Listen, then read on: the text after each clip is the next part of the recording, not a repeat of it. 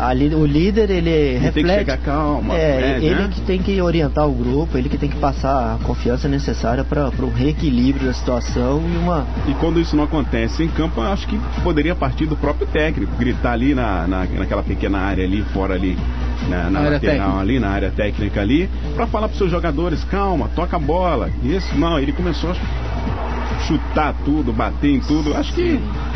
Sim, bem observado também. Thiago, e na Espanha campeã do mundo aí, o que desses pontos foram que destacaram aí essa seleção?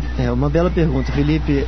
Com certeza é uma série de fatores, né, em que a gente sabe, é uma equipe que tinha boa abertura, o sistema da Espanha utilizado, até mesmo considerado pelos sites estrangeiros, revistas especializadas, foi o 4-2-3-1.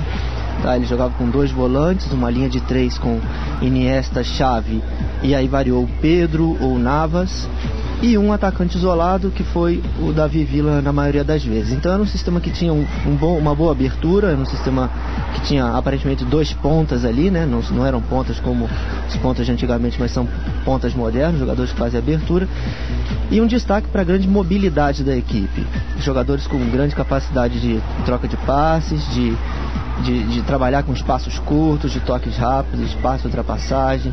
Então as tabelas eram muito comuns e essa facilidade na troca de passes, jogadores que já se conhecem, já jogam há um grande tempo juntos, fez com que a Espanha dominasse a maioria do tempo de jogo, a posse de bola, e assim chegasse nas vitórias que levaram ao título. E vale lembrar também que a Espanha, acho que 6 jogadores que estavam em campo era do Barcelona. A questão do entrosamento também facilita. O Thiago observou a Copa do Mundo de 2006, Copa América de 2007 e Euro de 2008. Thiago, lendo o relatório aqui, eu vi que a maioria dos times que foram campeões nessas competições aqui, que chegaram lá na frente, jogavam com uma linha de 4 no sistema defensivo, como a Espanha. Alguma seleção dessa Copa do Mundo jogou com um esquema diferente, tirando essa linha de 4 lá, a última linha, e chegou mais à frente, o Uruguai, não sei? Uma análise que eu fiz junto do observador da seleção até 2 semanas atrás, a gente tinha que 87% das seleções jogavam com linha de 4. A última linha de defesa, com o lateral direito, um central direito, um central esquerdo e um lateral esquerdo. Certamente essa linha de 4, apesar do Brasil ter vencido em 2002, ela é uma tendência, ela é um sistema em que é adotado na Inglaterra, na Espanha, na Alemanha, no futebol italiano. Ela é predominante. Agora, a gente teve sim nessa Copa algumas seleções utilizando linha de 3, que foram o Chile, o Uruguai, a Argélia, a Nova Zelândia e a Grécia. E uma vez, uma situação raríssima no futebol, uma linha de 5, em que a equipe se defendeu com todas as forças, que foi a Coreia do Norte, que certamente era a equipe mais fraca do Mundial. 3 derrotas, incluindo uma goleada de 7-0, um gol apenas feito, que foi contra o Brasil.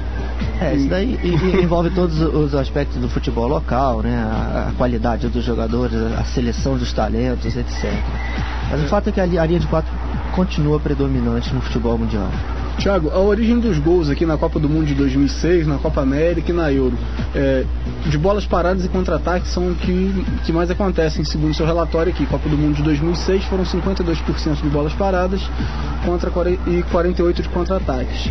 Na Copa América, 43% de bolas paradas e 57% em contra-ataques. Euro, 39% em bolas paradas e 61% contra-ataques. Desses números aqui, 2010 manteve essa proporção ou não? Sim, inclusive a gente, num estudo que foi publicado nessa revista inglesa que você citou no início da transmissão, a 442, a 442, a gente previa que os gols de bolas paradas seriam responsáveis por 38% a 53% do total de gols dessa competição. Isso aí através de um procedimento estatístico, que é um intervalo de confiança. Então é o que a gente chega hoje, ainda não com os resultados finalizados, mas com 90% dos resultados já estudados, é que as bolas paradas estão novamente cerca de 50% dos gols. Ou seja, seguem essa tendência, estão dentro daquilo que a gente previu, dentro desse intervalo que a gente previu, que era de 38% a 53%. Thiago, você acompanhou a Euro 2008. A Euro 2008 foi vencida pela Espanha, que venceu também a Copa do Mundo de 2010. Teve alguma diferença daquela seleção que jogou a Euro para essa seleção que jogou a Copa do Mundo? Olha, são diferenças mínimas. Os números mostram que a equipe continuou controlando o jogo, continuou sendo a equipe que ditava o ritmo das partidas, continuou numa mesma linha de 4. Talvez as poucas alterações foram em termos de jogadores, tá? Mas até mesmo em nível de sistema, pela dificuldade do Torres voltar, vindo de uma lesão, dele voltar toda, né, no aspecto físico aí, técnico e tático para o desempenho, ele teve uma queda de performance, mas é que foi superada, foi equilibrada com o acréscimo do Villa, né, com o Villa se destacando mais do que o Torres.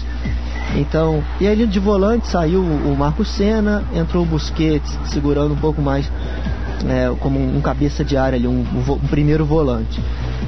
Agora, fundamentalmente, quem domina esse time ali é Xavi e Iniesta, essa grande troca de passes. Os laterais, o Sérgio Ramos permaneceu, o Capdevila, o lateral, permaneceu, o Puyol permaneceu. Então, uma equipe que o padrão dela, apesar da troca de técnico, do Luiz Aragonês sair e entrar o Vicente Del Bosque, a equipe permaneceu com o mesmo padrão de jogo.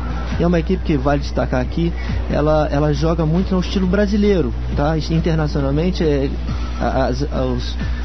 os jornalistas destacam sempre esse aspecto, que é uma equipe que gosta de jogar com a posse de bola, que joga ao estilo brasileiro, aí como os ouvintes o estilo que era brasileiro, que o Dunga fez questão de modificar e que passou a ser um time de defesa e contra-ataque, né, Thiago? Talvez o Dunga seja só uma página aí, um capítulo dessa história, mas certamente até mesmo o Parreira, que é um grande adorador desse sistema de toque de bola, ele sempre tentou colocar isso também com a seleção. Mas acredito que outros, o Filipão talvez não tenha tido o mesmo requinte, mas chegou em resultados. Acho que cada um tem a sua filosofia e segue aquilo, né? Então é válido ter uma filosofia e ser fiel àquilo. Thiago, duas seleções que a gente comentou aqui durante todo o 107 na Copa, uma até mais, eu falei bastante dela, porque no primeiro jogo me impressionou muito com a forma que jogaram, o equilíbrio que eles tinham entre defesa e ataque, foi a seleção da Alemanha, que inclusive teve o André Miller lá eleito como revelação da Copa e como o chuteira de ouro, porque deu 3 assistências a gols. Ele fez 5 gols, mas deu 3 assistências e por isso foi eleito aí o chuteira de ouro ou bola de ouro aí da Copa como artilheiro.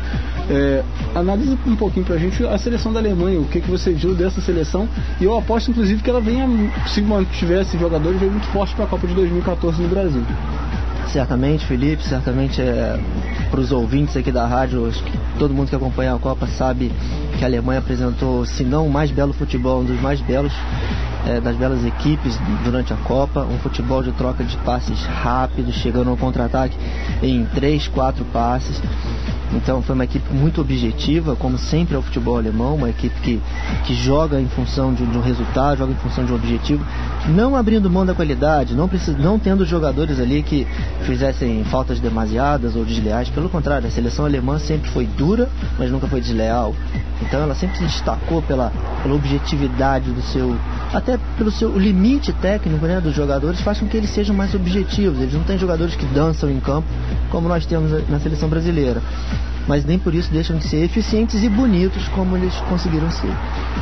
Só uma pergunta, Thiago, pelo futebol que a Alemanha vem apresentando e a Espanha, você achava que a Alemanha poderia passar pela Espanha, como eu apostei, pelo futebol apresentado, goleando a Argentina, pegou a Inglaterra, goleou também, e a Espanha vem pegando uns times ali meia boca ali, né? Sempre 1-0, 1-0, 1-0. Sim, Fabiano, certamente, não só eu. Você acha o que pode ter acontecido? Falta de experiência, alguma coisa assim? Com algumas pessoas com quem eu converso sobre futebol de alto rendimento, como a gente conversa, a expectativa era que a Alemanha superasse. Assim, eu também apostei na Alemanha.